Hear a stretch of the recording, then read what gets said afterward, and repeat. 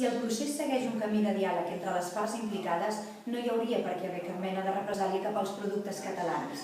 Ara bé, si certes seccions de la societat decidissin dur a terme alguna acció del tipus boicot, aquest produiria uns efectes reduïts sobre l'economia catalana. Això sí, perquè aquest boicot tingués un veritable efecte sobre l'economia catalana, caldria que un 80% dels consumidors espanyols i un 20% de les empreses espanyoles el seguissin, i són xifres que estan molt lluny d'una possible realitat. Per altra banda, un dels principals factors que condicionen els consumidors és la relació qualitat-preu i el servei tècnic de postvenda en certs tipus de productes. Per tant, si els productes catalans segueixen sent competitius com fins ara, no hi haurà cap problema perquè aquests mantinguin el seu espai en el mercat.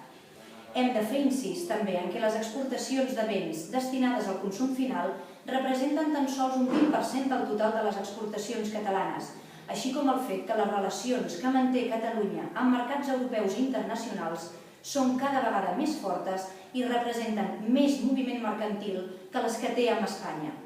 Per tant, un possible boicot espanyol als productes catalans suposaria un percentatge molt petit de les exportacions totals catalanes, que sens dubte es veurien compensades per la tendència a l'augment de les exportacions cap a l'exterior.